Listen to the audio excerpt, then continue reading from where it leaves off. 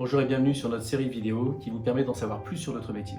Aujourd'hui, je vais vous expliquer ce que peut apporter un bâtiment connecté aux utilisateurs. Alors déjà, qu'est-ce qu'un bâtiment connecté?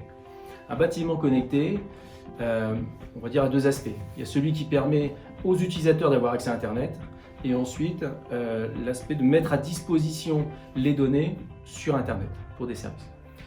La première partie, accès aux utilisateurs d'Internet, par exemple, le fait de prééquiper le bâtiment avec une couverture 4G, 5G, pour permettre aux utilisateurs d'avoir accès via leur téléphone portable personnel, par exemple, à Internet.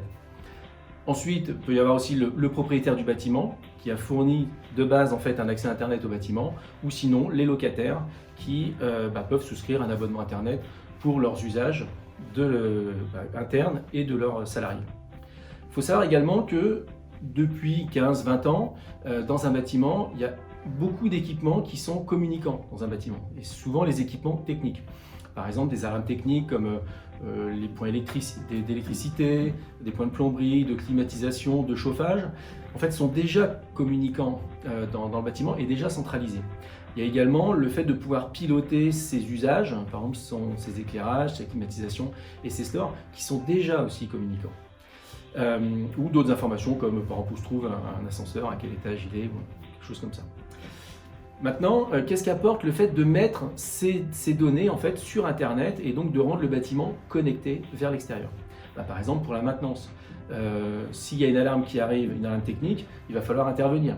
Donc souvent on reçoit une notification chez soi ou au bureau pour pouvoir intervenir. Il y a également en fait, le fait de pouvoir piloter son environnement de travail en partant par exemple de la maison ou en étant directement dans le bâtiment, de pouvoir piloter via son smartphone. Donc ça, ce sont des nouveaux services que permettent des bâtiments connectés. Ou alors, par exemple, de l'analyse de données. Il y a des property managers, des gens qui ont besoin de savoir si leur bâtiment est efficace, efficient et pouvoir le comparer avec d'autres équipements de leur patrimoine immobilier, par exemple. Et donc tout ça, ce sont ce que va apporter finalement comme service en fait, à un bâtiment connecté. Donc j'espère que cette vidéo vous aura été utile et que n'hésitez pas à suivre les autres vidéos de notre série.